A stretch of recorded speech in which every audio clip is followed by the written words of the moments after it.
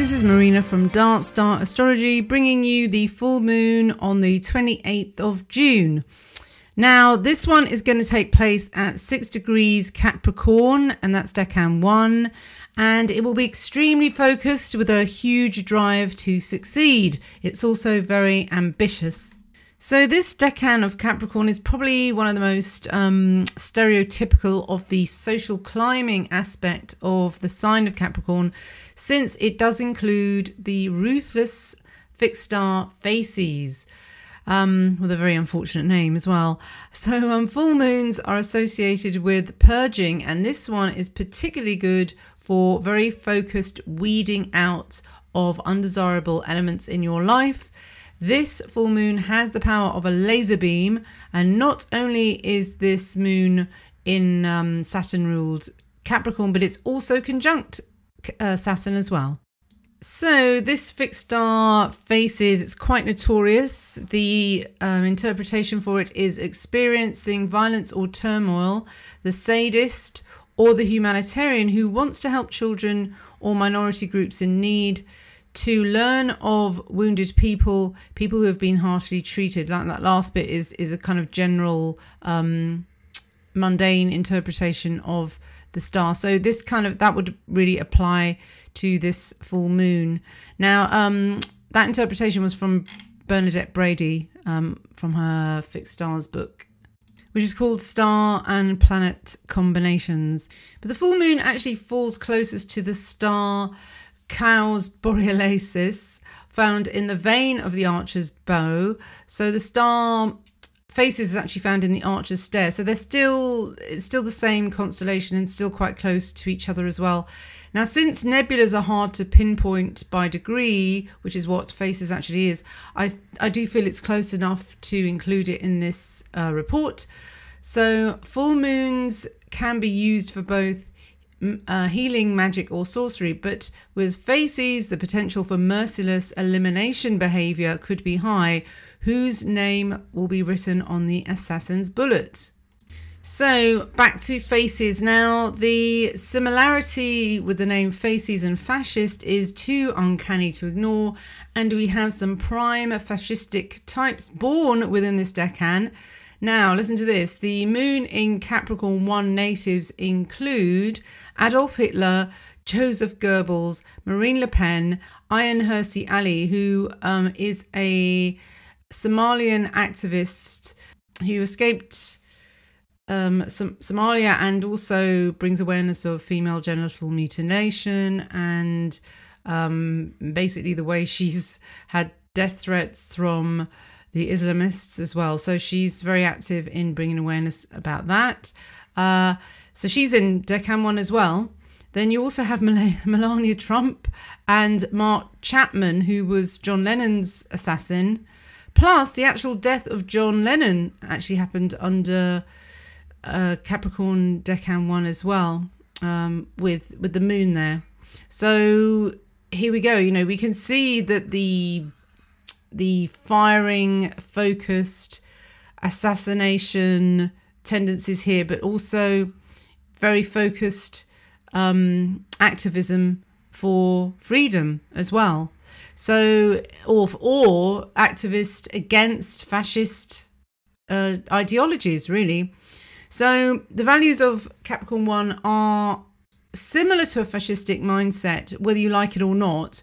But the problem is that fascist is also tainted by World War II, but its true definition is not really that sinister. Still, its badass reputation fits splendidly, since Capricorn Decan 1 is used to being the black sheep of the family. The moon here often has to dish out tough love, and for this it is never thanked until far into the future. By this time the goat has already moved many mountains away, but it does not care too much anyway for fawning appreciation. And really, fascism arises out of a national emergency where things have got so bad that a strongly authoritarian leader is necessary to rein in the chaos. And it's interesting that Bernadette Brady says that Faces can be both humanitarian or the sadist. So Moon Capricorn 1 is the perfect parent for the job when the children of the state are causing anarchy. So this is the definition of fascismo. Fascism rejects assertions that violence is automatically negative in nature and views political violence, war, and imperialism as a means that can achieve national rejuvenation. And fascismo is an Italian term, and it comes from fascio, meaning a bundle of rods. And that suggests strength through unity, as a single rod is easily broken, but a bunch is really hard to snap. The moon generally signifies the family unit, and a strong family is also hard for the state to dominate. Family loyalty is then of utmost importance, and by extension, so is tribal loyalty, whether it be to the nation or the group that wants to promote its self-interests. The moon by itself does not have any dignity at all here in this decan, so it really does depend on the cooperation of others to succeed. Moon Capricorn 1 has a sense of working together for a long-term goal. Harsh northern winters breed those of tough stock who know that a solo man will surely starve. The family unit is a strength, just like the bundle of rods. So yes, the other star that is activated at this full moon is Borealis, as I said before. Now this one has a better interpretation, really. It's promoters of idealistic and humane ideas, promoters of mental stimuli, enterprise, and a sense of justice. And that is by a quote from George Noonan in his Fixed Stars and Judicial Astrology. And then Eric Morse says that it conveys a sense of strength and flexibility combined, and this often shows up in the chart of people who can put force behind their reasoning yet be flexible. So this star really is a counterbalance to the more negative associations of Facies. Oh yes, Robson says of Facies, the nebula in the Archer's face is of the nature of Sun and Mars. It causes blindness, defective sight, but that's because all nebulas were said to cause blindness for the ancients. It also causes sickness, accidents, and a violent death. Not very nice at all. But Eric Morse goes on into much more detail and gives the positive side. So he says Faces, much blamed for accidents and broken limbs and so on. The Latin name is from the verb facere, to make or do something, and it's often said to portend accidents, but this is due to the victim's own careless actions. So it's not, just be careful, that's all really with this full moon. So the tarot card that's associated with this decan, and I'm finding this very useful to, I've been adding the tarot cards to all the decans because they really do add to understanding, and it's nice because I'm interested in tarot. I've never really got deeply into it, but I've always done my own tarot cards, and I've done it more intuitively because I just love the pictures. But it's really nice to add these to the decans as well, because I think it just makes it even more richer. So, it's quite uncanny as well, because it does seem to fit with the decans. So one wonders how the tarot and astrology really do connect. So the tarot card is the Two of Pentacles. Now, the man in the Two of Pentacles needs to find balance and moderation in his life too. All work and no play make Jack a dull boy. If he allows no time for relaxation or fun, he's liable to become tired and tense, and he may find that his mood fluctuates like the waves behind him. I'm using the Rider-Waite set of cards. So he's up one day and down the next. By the way, the quote and the meanings I've taken from a website called Teach Me Tarot. It's a great website for learning about the tarot cards. I'll leave the link below. So materialism and matter is important then to this decan, but also the cycle of time. This is where their prophetic ability comes from, the innate knowledge of natural law. So Teach Me Tarot says one pentacle is higher than the other, and surrounding them is a figure of 8 loop, the infinity symbol. All energy is recycled, whether it is good or bad, for energy is simply energy and cannot be destroyed. What goes round comes round, she says. So like the focus star Facies, this tarot card demonstrates being absorbed in one's work and keeping your eye on the ball. So now let's look at some of the more positive aspects of Facies. And Eric Morse says it symbolizes well that kind of Sagittarian who goes out to climb mountains, race cars, enter the ski jump team or the Grand National steeplechase, making it right to the top and no doubt breaking a few bones along the way. On the more philosophical side, it will mark those who must see their outlook and beliefs carried into practical effect somewhere, so that they go out on missions, set up their own churches and centres, engage in good works of famine or refugee relief, genuine ones, mind, and so on. Inevitably, these these Facies people get hurt at times, but perhaps find compensation in the value of their works. Now, back to Bernadette Brady. This is the negative side of Facies again. She says, she's very damning about Facies actually, that it represents the penetrating stare of a lethal weapon. It's one of the most difficult and possibly the most violent objects in the heavens. It gives a penetration of action that has no regard for others. Facies in a chart will indicate that the planet it touches will be very focused and driven.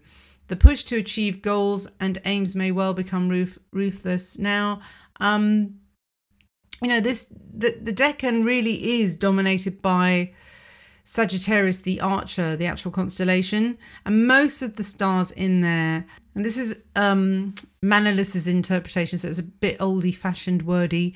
But in the stars of this constellation, the human form is blended with a beast's and placed above it. Wherefore it has lordship over beasts. And because it carries a shaft poised on a drawn bow, it imparts strength to limb and keenness to the intellect, swiftness of movement, and an indefatigable... what is that word? Indefatigable spirit. So, basically it is dominate. It's the ability of the human to rein in his more bestial impulses, I guess. So now let's get on to the aspect. Now this is Moon conjunct Saturn. It's functional and it's critical.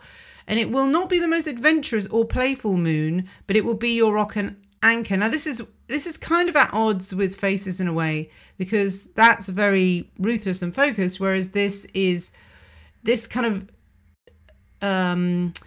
if it was just the moon conjunct Saturn on its own, it would be a lot more stable, really. So I think this brings a bit more stability to it, thank God. So with the moon conjunct Saturn, it's extremely tempting for Saturnian or Capricorn people around you to take control of your life. But if you do surrender to their efficiency drive, expect their command to be 100%. So those touched by this full moon may meet folk who provide protection and security like no other. However, if this person happens to be your romantic partner and there is synastry with this Saturn moon, where it's positioned for this lunation, by the way, the relationship could feel too parental for comfort. This full moon is great for extremely disciplined, organized and responsible individuals. Challenges and responsibility accepted at this full moon will help build us a backbone of steel and broad metaphorical shoulders. So here is your full moon June healing meditation. So to help exercise those full moon demons and focus in the dark, or help focus in the dark, make the gods work for you by immersing yourself in this Capricorn Decan 1 energy.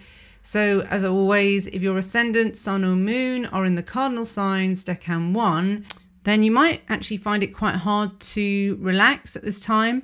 So to be ruthless in your pursuit of grounding, chill out time, try focus meditation or yoga with this Capricorn 1 theme. So you can use these props: the 2 of Pentacles to gaze at, beetroot to eat, black poppy to adorn your table, smoky quartz crystal to hold, music in the key of D to listen to, and finally patchouli, desert sage and lavender essential oils in a bath.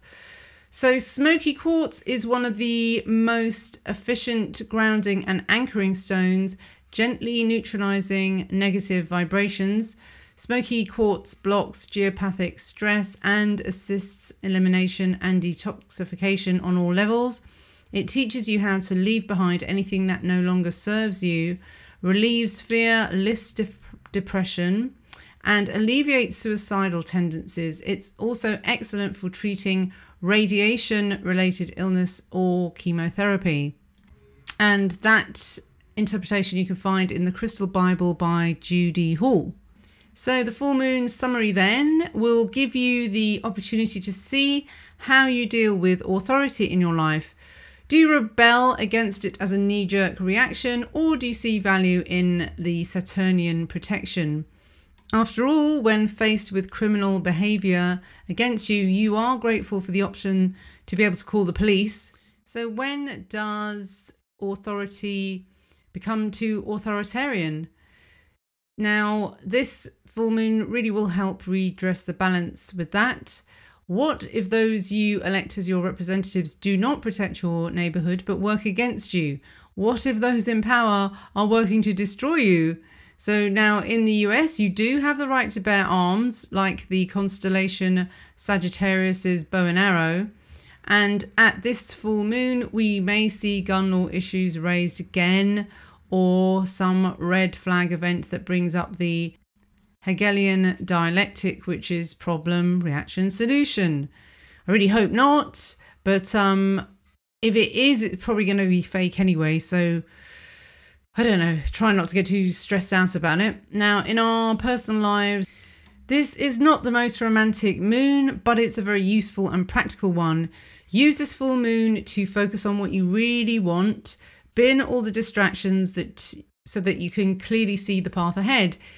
It really will work best by a process of elimination. Throw away anything that you've not used in 5 years. Have a big clear out, delete files, delete annoying people, and detox your life. You can also use those fasci rods in a positive way. Band together with your actual family or spiritual family and you are stronger. Fasci in Latin means a bundle, so that can be a bunch of flowers just as much as those scary looking bunch of rods around an axe. Find people who could be your Saturn rock to lean on rather than the negative ball and chain. So will you use the full moon energy to be humanitarian or the sadist? Or does it have to be such an extreme polarity? So-called humanitarianism unfortunately has been used to cover up more sinister agendas. In the wider world, as in our personal life, we must guard against being emotionally manipulated into taking action against our own family's interest, enslaving us further under globalist authoritarian control. So that's the end of the actual post. So what am I going to talk about this time? Well, the whole thing, first of all, the humanitarian aid that is so generously being given in the lovely boats that are bringing in those poor refugees from places that aren't even having a war in Europe. Now, well, Italy, good for you, Italy, now that it's been emboldened by voting in a populist government, they're not having it anymore. That, I mean, it makes me laugh that this boat is called Aquarius. The Aquarius boat that was full of refugees being saved, they turned it away. They wouldn't let it dock. So, you know, you can do that. But it's been sent to Spain now. So it's like, pass the buck. Now, what's Spain going to do? I mean, why hasn't it been just sent back? I mean, I don't understand. Can it not just be sent back? This boat is like going around trying to, I mean, it sounds really horrible. I know, dump these people. I mean, there's people on there. There are human beings on this boat. But why hasn't it just been sent back to where it came from? Then they won't keep doing that. Because the thing is, you take it to Italy and Italy says no, but someone's going to say yes, isn't it? There's going to be somewhere. Malta said no as well. So now it's going to Spain. I don't think the Spanish want that either. I mean, I really don't think they do. So again, it's all been done without the permission of the people, and this joke of a democracy. You know, sometimes I just think, I mean, this is where I get a bit kind of far monarchist, that what's the point in democracy if no one ever listens to the people? That it gets overridden all the time anyway, and you're given a choice of, hey, let's have this sort of neocon conservative side, which isn't even really conservative. It doesn't conserve anything. So yeah, this side, we will wage wars for democracy in the Middle East, because yeah, they really need our democracy there. You know, how freaking patronizing is that? Like, can't we just let them decide what they want to have? So yeah, so that's the conservative side, or the right-wing side that we're faced with choosing. So we can either vote for that, or we can vote for the so-called left, which is supposed to be for the working people, only it's not, because it's only for non-working people who they are importing to be slave labour. So, and also it's just so that they can have more votes anyway. That's all that's about. If anyone thinks that the Labour Party or the Democrats really give a sausage about any working class people, or, you know, or their own family, then, you know, you're living in cloud cuckoo land. So that's our choice, you know. That's our choice. It's ridiculous. Neither of those I really want. I don't think anyone really wants that. So if you just say, you know what, can we just look after our families and our extended families and our nation? Can we just have a government that actually looks after their own family? And who is best to do that? A monarch. I know it's crazy, isn't it? It's kind of crazy. I mean, I'm not talking about our ridiculous queen, because I don't know what she is. I don't know. I don't think we've had a proper patriotic monarchy since, do we have to go back to the Tudors? I don't know. But I don't know. But at least if it was someone who, if they don't depend, see, this is all right. This is a crazy scheme here I'm thinking up. Is if it's hereditary, if it's like through birth, and God supposedly, you know, the divine right of kings, that kind of thing, at least, you know, they know that if they really become like, what's her name, Marie Antoinette, they'll be assassinated. So they have to kind of do right for the people. Now, as much as people will scream if I say Queen Victoria and then the Empire, you know, one thing that Victoria and Albert did do was they opened a lot of hospitals. They did do a lot of charity work, and stuff like that. So, I mean, I don't know. Was the Victorian ages better than it is now? Was it a safer time? I wonder, you know? I mean, I know there was horrendous poverty in the inner cities and stuff like that. But that was just a product of the time. I mean, things are modern.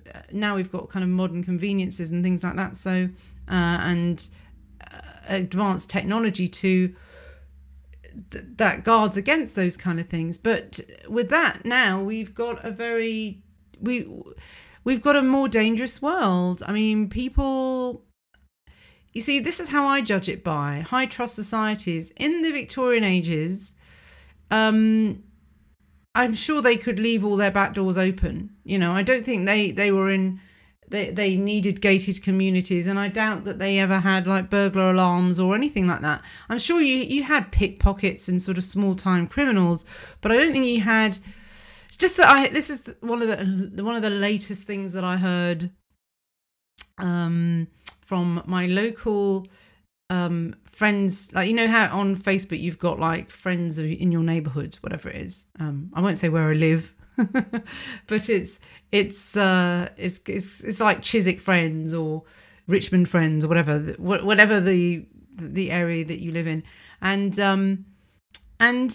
I get it. I don't like reading it because I keep reading about bloody crimes lately. And people going, oh, what's the area coming to? It never used to be like this. And the last thing I heard was a woman who lived in a first floor flat. She left her window open during the night, obviously, probably because it was quite hot. I mean, I do that too, you know.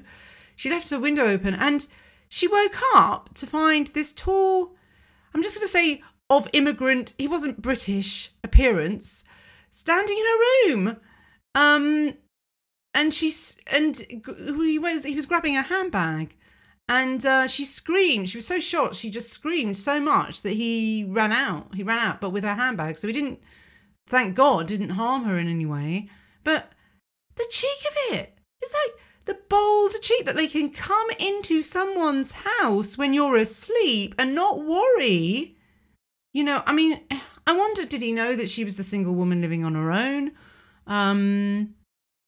I don't know, but yeah. So this is what I'm saying. It's like it's where you've got people just kind of so blasé that they'll just come into your house and not care, and no, they're not going to get caught. The police said that they probably won't catch him, but she said that he apparently he used the credit cards in a local what is it called, petrol station, and there are CCTV cameras, so I don't know, they should be able to catch him. I don't know. But anyway, I mean, how would they recognise him anyway unless he's on record? It's like he's just this random guy, or maybe they'll put up posters. I don't know. I think that happens so much that they just can't be bothered. I mean, the thing is with our police at the moment, they're busier trying to find hate crimes online than they are finding these opportunists, shall we say?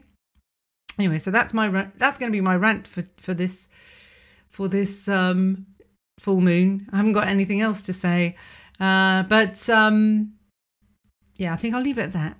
Anyway, thanks for listening. And the next moons are going to be the eclipses. We've got eclipse season coming up in July and August, plus we've got 3 eclipses and not just 2. So major reboots this summer. And also another announcement, I have finished the 2019 horoscopes. They're all for sale on my site. You'll get the first half of them free, so if you want to check it out. All the 2018 ones are free now. I think I said that last moon. But yeah, come down and have a browse. And until the eclipses, which are next, keep safe, keep happy, keep hopeful, keep positive, and it's going to be all right. I think it is. You know, we have to trust in natural law. It can't stay the dark ages forever. All right, all the best. Bye-bye.